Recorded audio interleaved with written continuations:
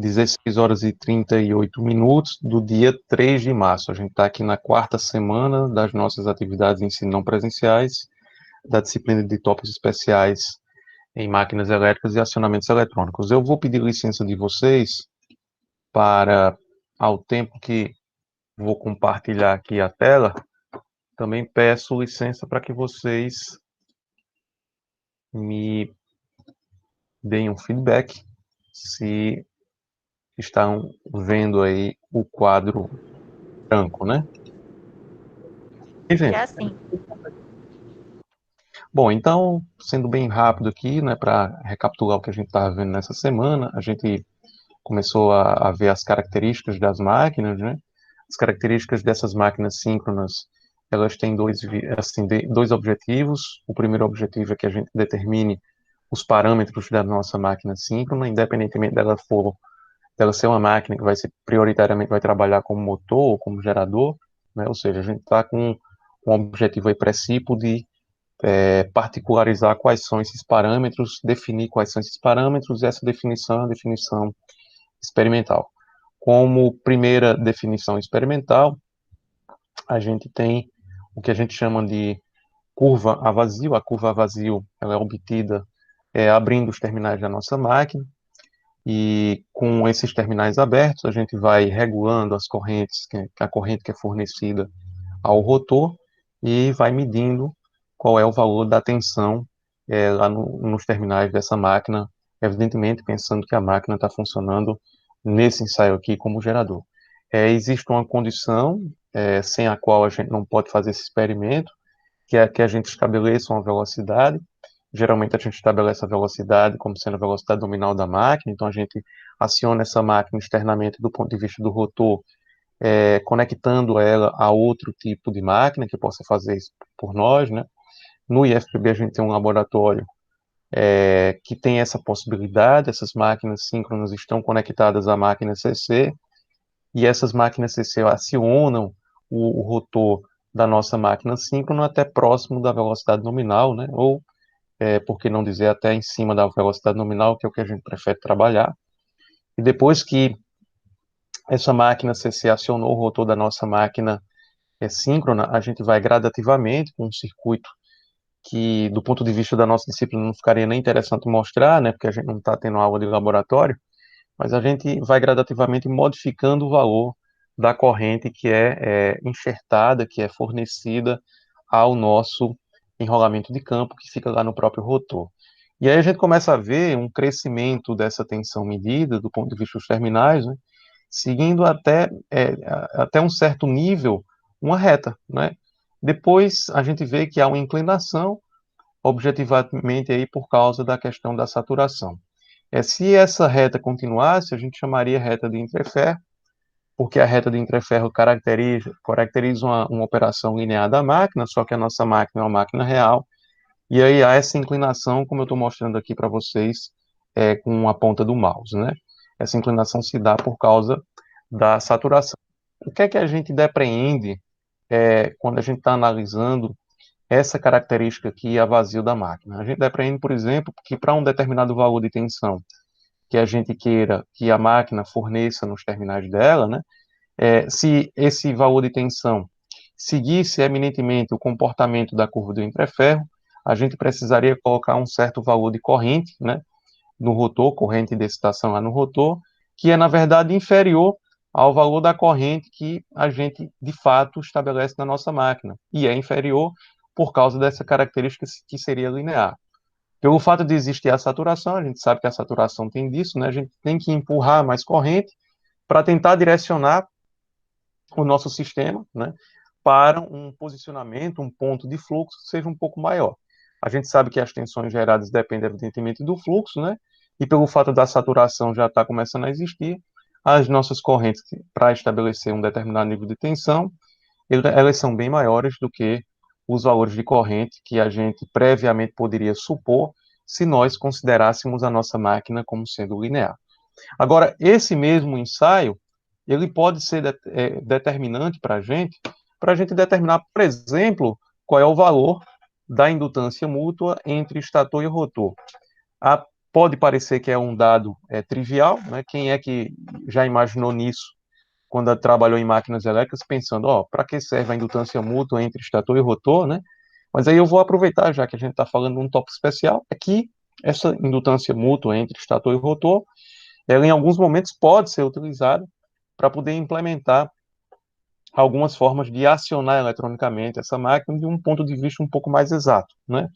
Então é por isso que a gente preconiza mostrar, né, esse tipo de possibilidade de extrair o valor dessa indutância mútua entre estator e rotor, que como vocês estão vendo aí, ela também, pelo fato de ser um sistema norteado por saturação, ela vai mudar a depender do ponto operacional da sua máquina, né?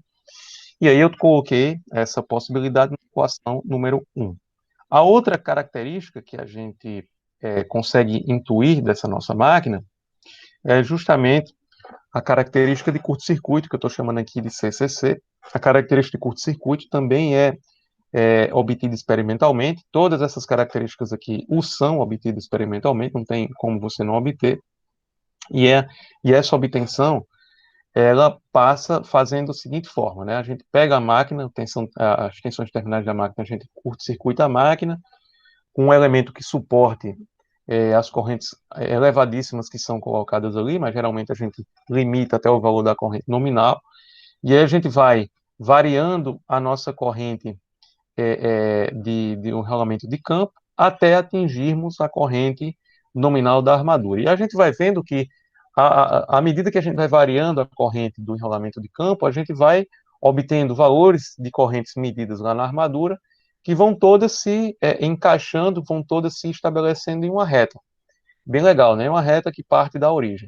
A motivação, pelo fato de ser uma reta, eu já pontuei para vocês na interação assíncrona, não vou me deter aqui, mas é interessante que vocês recapitulem. Quando a gente está pensando na nossa curva de característica vazio, a gente está pensando também em determinar para a operação nominal da nossa máquina justamente a reatância síncrona dessa máquina, né? Porque pelo modelo de regime permanente da nossa máquina, se a gente obtiver um curto-circuito, né? Se a gente impor um curto-circuito na nossa máquina, a gente tendo posse da tensão gerada internamente e do valor da corrente que circularia ali nesse curto-circuito, que não é nem um curto-circuito, é uma corrente nominal que a gente vai impondo a depender da imposição da corrente de campo, né? A gente pode determinar a nossa reatância síncrona para a condição nominal de operação dessa máquina, e essa condição nominal de operação dessa máquina pressupõe, evidentemente, que a nossa máquina esteja operando com a reatância saturada, né? Então, a gente une as duas curvas, a curva de característica vazio, vou até finalizar aqui a anotação, né?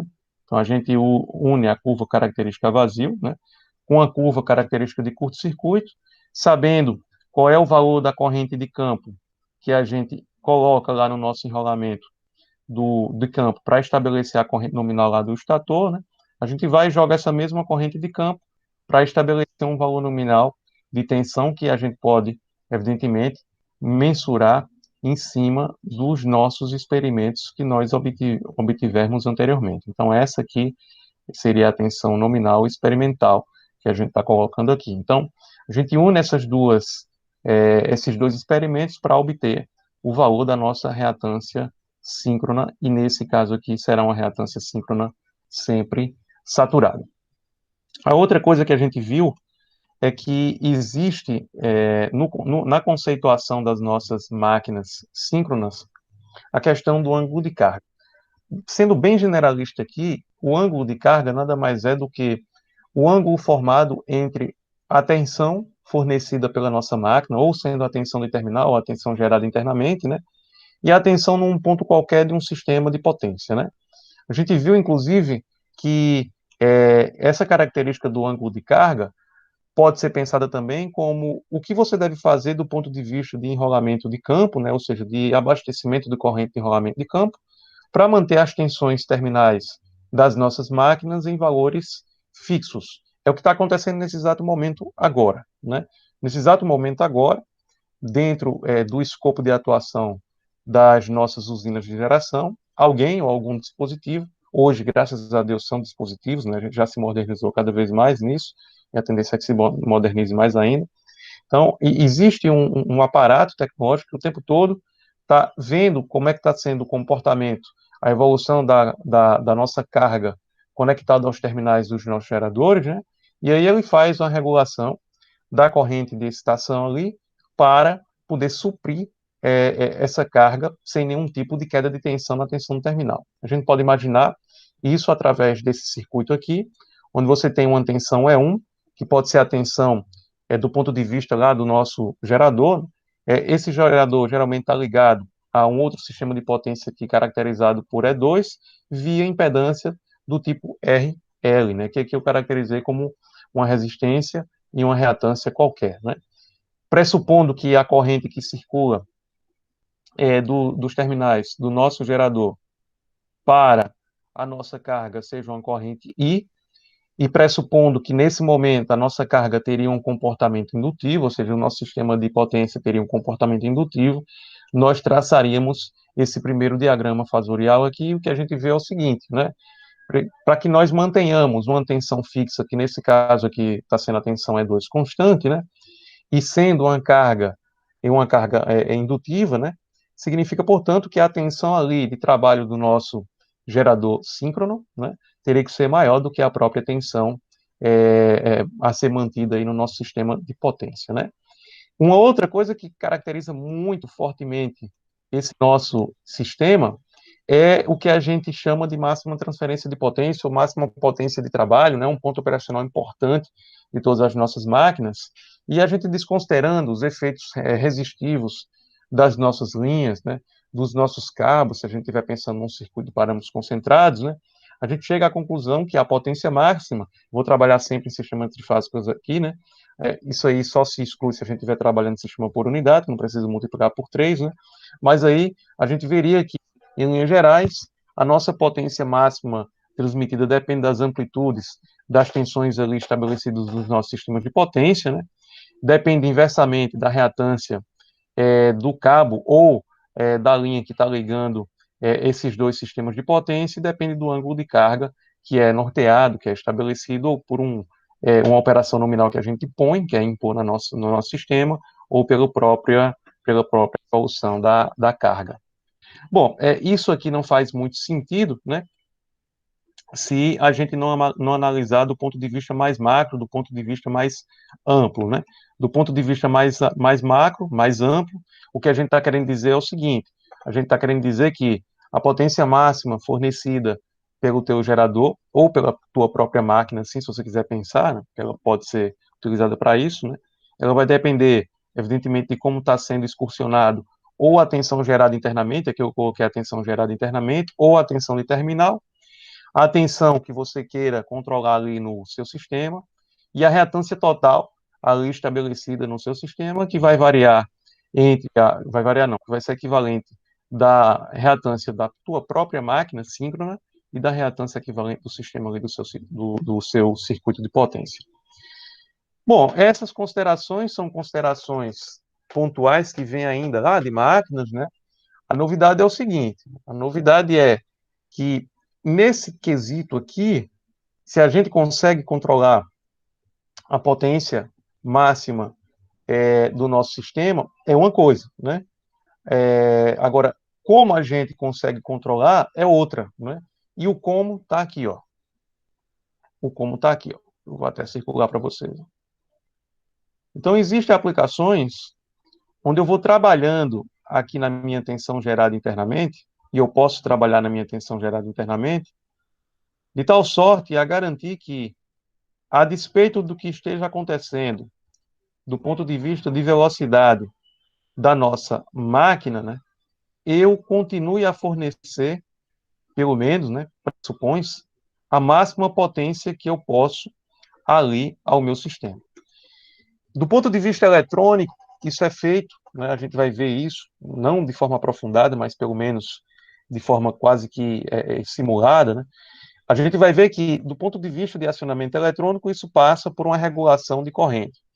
Como essa regulação de corrente é feita através de um dispositivo da eletrônica de potência que vai fornecendo essa corrente, de tal sorte a ir mantendo o mais que ele pode a máxima potência gerada pelo nosso dispositivo. Existe aplicação para isso? Óbvio que existe, né?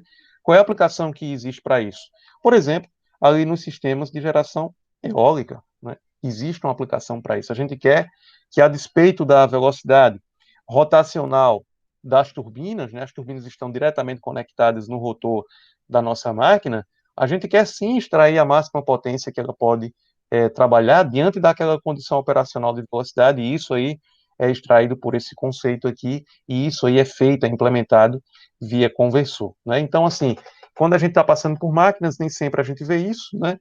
Eu não sei se nem usualmente falando em nível de graduação a gente vê de fato com esse pormenor, mas como a gente está expandindo a mente de vocês para a seguinte sensação, né, de que nós poderemos colocar as máquinas em determinados pontos de operação que são bons pontos de operação para o nosso sistema como um todo, a gente tem que frisar aí essa questão aí explicitada na nossa equação número 4. A equação número 4, inclusive, né, é uma das principais aí para a nossa semana. Então, eu queria que vocês trabalhassem nela, olhando para ela direitinho, né? Porque é interessante que a gente comece a trabalhar pensando nas possibilidades de atuação da nossa máquina.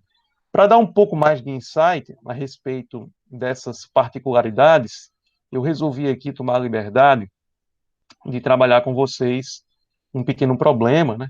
Que é um problema relacionado, evidentemente, a um motor, né? Mas pode ser generalizado para outras situações também, onde a gente está trabalhando como gerador, né? Bom, então vamos lá. Seja um motor síncrono trifásico, cuja potência é 2.000 HP, não é uma potência tão elevada assim, e 2.300 volts, né? Pensando em termos de seu terminal, né?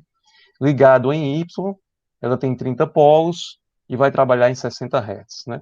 A reatância síncrona dessa máquina é de 1,95 ohms por fase, e a corrente rotórica, que a gente vê lá na curva característica vazio para estabelecer as tensões luminais, ela vai ser igual a 370 amperes, né? Não é uma máquina muito pequenininha, né? Embora a potência não seja tão alta aí, mas a corrente já é considerável do ponto de vista de excitação rotórica. O motor está conectado a uma fonte de tensão constante. Isso é interessante que a gente pense nisso, né? Que trabalha também em 60 Hz, e olha só, o valor dessa fonte é de 2.300 volts, né? Por meio de um alimentador, ou seja, entre a nossa máquina, entre a tensão terminal da nossa máquina e a nossa fonte, existe um alimentador, existe um cabo, né? Vamos pensar assim, que tem uma impedância de 0,32 ohms por fase. A gente vai desconsiderar qualquer tipo de perda para a resolução desse nosso problema, pode desconsiderar, já visto o valor da potência aí, e a gente vai também considerar que esse motor, de alguma forma, ele é regulado para manter a tensão de seus terminais em 2.300 volts. É um ponto importante para a gente, né? Então, diante desse pressuposto, né, que o motor está trabalhando na consideração de sua potência nominal, ou seja, daqueles 2.000 HP, calcule, primeiro, a corrente terminal da nossa máquina, ou seja, aquela corrente que está circulando lá no estator da nossa máquina. Aqui eu faço uma pausa para dar um adendo aí. Nós que somos engenheiros, já deveremos ter a possibilidade, e temos, eu vou mostrar isso, né, de pelo menos vislumbrar qual é a corrente que vai circular ali no nosso sistema, diante das condições operacionais do mesmo, né? Isso é importantíssimo, o tipo de problema que a gente vai resolver aqui, porque é um problema que acontece de fato no nosso dia a dia. A potência reativa fornecida ou recebida por esse motor também deve ser calculada por todos nós, né? Então, antes de começar a colocar o lápis para fazer qualquer tipo de conta, né, eu vou começar a fazer o seguinte, eu vou começar a caracterizar um pouco o nosso sistema para que a gente tenha noção do que está acontecendo aqui, né? Então, eu vou destrinchar esse nosso sistema, mudei aqui a cor do lápis, né, pensando na seguinte situação. Aqui eu tenho a minha tensão gerada internamente, que eu vou chamar aqui de EGI, né? Eu tenho ligado em série com a minha tensão gerada internamente apenas a reatância síncrona, porque eu estou desconsiderando a nossa resistência que estaria intrinsecamente ligada à nossa máquina, porque ele pediu para a gente desconsiderar as perdas e assim eu farei, né? Então, aqui chega ao ponto onde eu vou ter a nossa tensão de terminal, que daqui, vou até complementar aqui embaixo, né? Daqui para baixo seria a nossa tensão de terminal, que eu vou chamar de tensão de armadura, e após a nossa armadura, né? Após a nossa armadura, existe uma fonte que está ligada à armadura da nossa máquina por uma impedância aí qualquer, que eu vou chamar, sei lá, de JX da fonte, né? E ligado no valor da tensão da fonte aqui, que eu vou chamar apenas de, sei lá, VS, né? VF. Vou chamar VF, é melhor. Pronto. Está aqui o nosso circuito, né? Então, o que é que ele disse? Ele disse que essa tensão aqui terminal da nossa máquina está sendo regulada de tal sorte a ter os 2.300 volts. Mas, ora, essa tensão aqui também tem 2.300 volts, né? E aí, como é que fica, né? Já que ele pediu para a gente calcular o valor da corrente que está circulando nessa nossa máquina. E como eu estou pensando que é um motor, então essa nossa corrente aqui, estatórica, vai estar nesse sentido aqui, entrando aí nos terminais da nossa máquina. Ora, para que a gente faça esse cálculo, né, a gente tem que se atentar para algumas coisinhas. Olha só, a primeira coisinha, ele falou de uma tensão de terminal de 2.300 volts. Lembrando que quando a gente não diz nada em contrário a respeito dessas tensões que são fornecidas em sistemas de potência, a gente está tratando com uma fonte de um valor de tensão de linha. Se há um valor de tensão de linha, a primeira coisa que eu tenho que fazer para poder vislumbrar isso, né, é transformá-la para o seu valor de fase, porque o modelo da nossa máquina, independentemente dela estar trabalhando como motor ou como gerador, ele foi concebido como sendo um modelo de fase. Então, como eu sei que isso é uma verdade, eu vou estabelecer pelo menos os valores das amplitudes da nossa tensão de armadura da nossa máquina e da nossa tensão da fonte ali. E ela vai ser igual, pensando-se em seus valores de fase, aos 2.300, né? Dividido, evidentemente, por raiz de 3. Eu vou ter que dar uma arredondada aqui. Isso aqui vai dar aproximadamente 1.328 volts. A outra coisa é o seguinte, né? A nossa máquina, ela, embora esteja sendo regulada aí para, do ponto de vista das tensões aqui de terminal, ela tem um valor de 2.300 volts pensando em linha e 1.328 volts pensando em fase, né? Ela vai trabalhar com o valor da potência nominal. Portanto, se a nossa máquina vai trabalhar com o valor da potência nominal, esta é a potência de trabalho da nossa máquina sem ferir de maneira nenhuma os seus elementos de isolação. Portanto, eu estou me referindo aqui que a nossa máquina está trabalhando do ponto de vista de potência máxima. Ora, se ela está trabalhando do ponto de vista de potência máxima, e eu sei que as amplitudes dessa tensão aqui de terminal de armadura da máquina e da tensão ali da fonte vão ser exatamente iguais, para que haja a circulação de corrente, elas podem ser exatamente iguais à amplitude, pode, mas tem que ser diferente em termos de ângulo. E nesse caso aqui, convém que a gente determine o ângulo de operação dessa nossa máquina aqui. E a gente pode fazer isso, né? Se a gente recorrer lá à nossa fórmula, pensando isso aí no sistema trifásico, não está nada por unidade ainda, né? A gente vê o seguinte, né? A gente vê que a nossa potência máxima de trabalho aí do nosso sistema vai ser 3 vezes a tensão de armadura da nossa máquina, vezes a tensão da nossa fonte, né, dividido pela reatância que separa aí a armadura e a fonte, que é justamente o valor de XF, né, vezes o seno do ângulo de trabalho dessa máquina para esse ponto operacional. O meu objetivo aí é, dadas as condições operacionais de trabalho da nossa máquina, determinar justamente esse camarada aqui. E eu posso e devo fazer a determinação desse camarada aqui, calculando o arco-seno dessa nossa expressão aqui, se eu isolar o seno do meu ângulo. O seno o ângulo em si, eu já vou colocando aqui direto, o nosso ângulo de trabalho, né? Vai ser o arco-seno, vou botar seno a menos 1, né?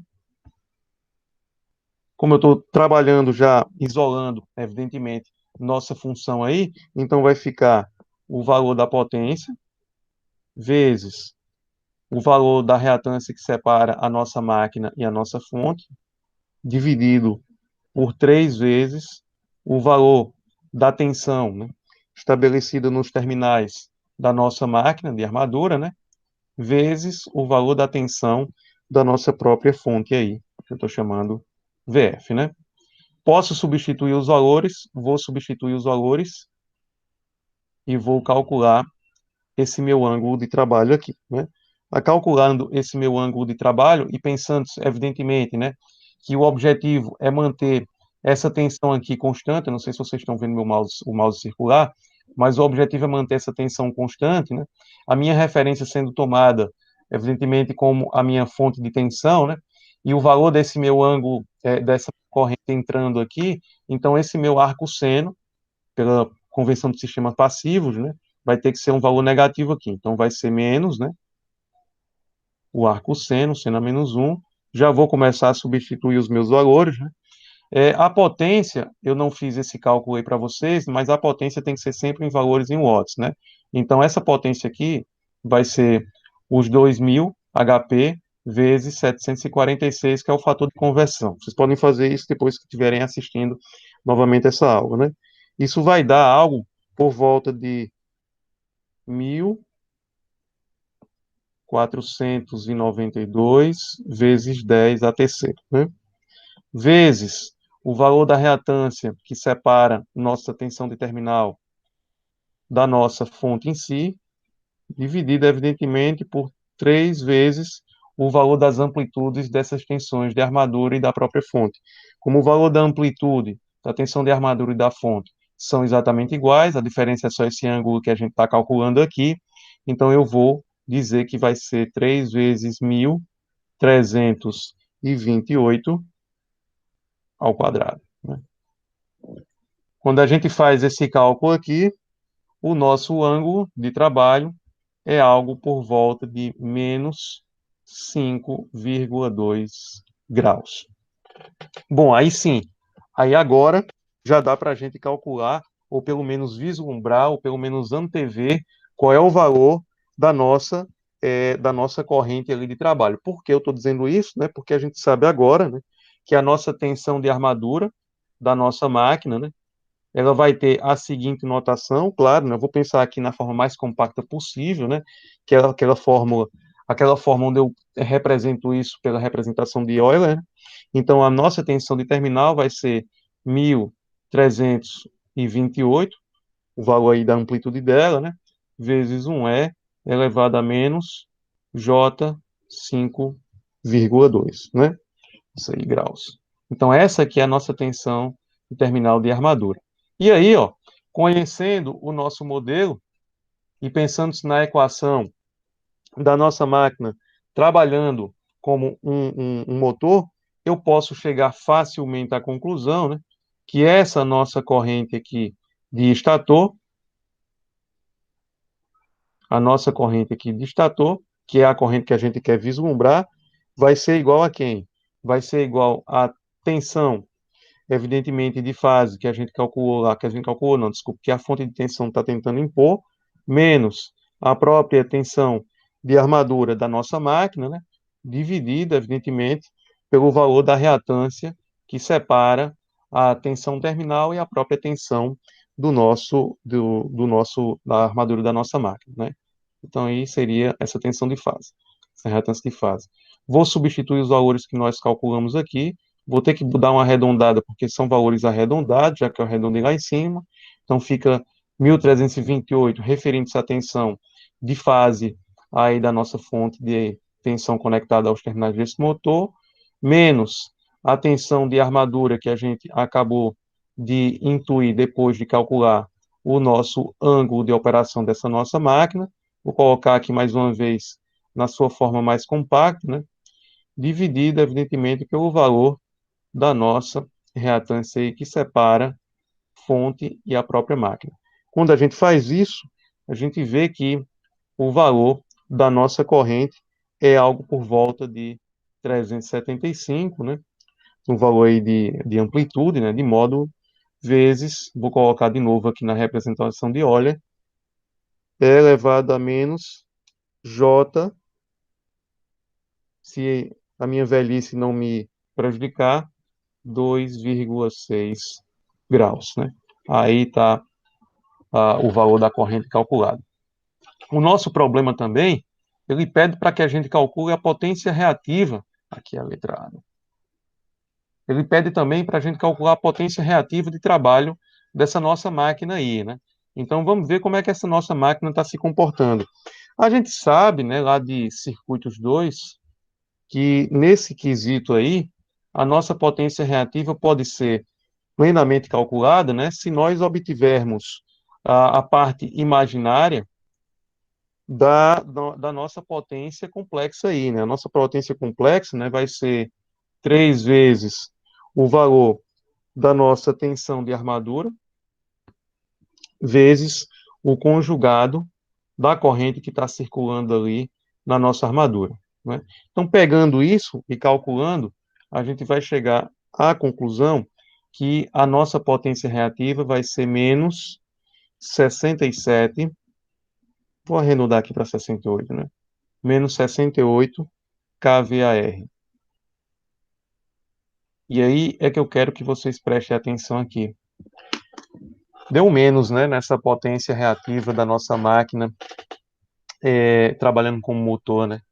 Então, se deu menos, né, pela convenção de potência, significa que essa nossa máquina ela está fornecendo potência reativa para o nosso sistema. Isso é interessante, viu, gente?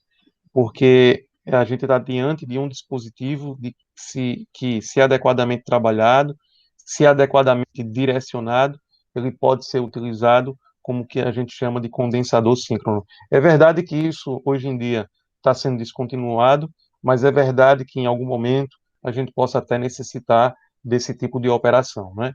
É feito isso, hoje em dia, utilizando diversos equipamentos, dentre eles o que a gente chama de conversor CCCA, que são conectados aí na nossa máquina para poder direcionar para esse ponto de operação. Também pode ser utilizado conversores do tipo CC, que, se apropriadamente conectados, vão excitar a máquina de tal sorte que ela passe a fornecer reativos para o nosso sistema, né?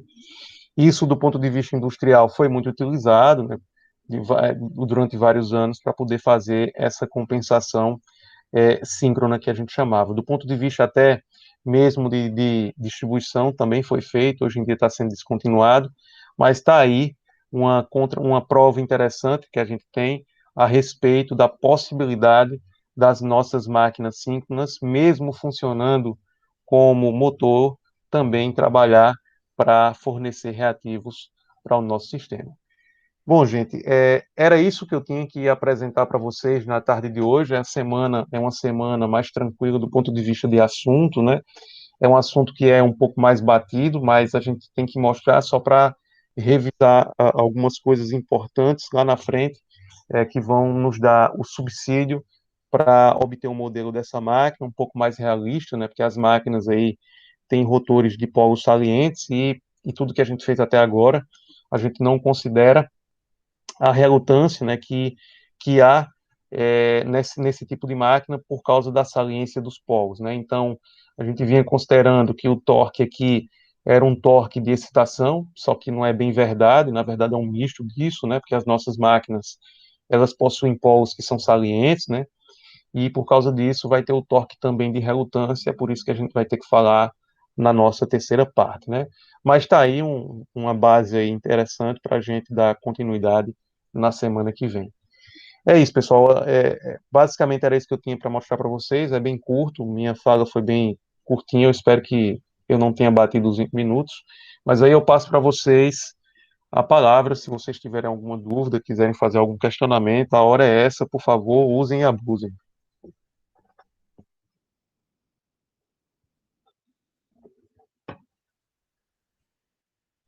Ninguém? Eu não vou nem citar o nome aí, porque tem que preservar aí, né? Complicado. Mas ninguém aí vai. Bom, então, se ninguém vai perguntar nada, era isso que eu tinha para apresentar para vocês. Essa semana é bem light, eu só vou colocar mais uma listazinha de exercícios com duas questões aí para que vocês exercitem um pouco melhor isso que a gente viu, né? Não fique só nesse escopo aqui da nossa interação síncrona. E aí eu desejo uma boa semana para vocês, Deus abençoe vocês e até a semana que vem, se Deus quiser. Vou parar aqui a apresentação. Vou também parar a gravação.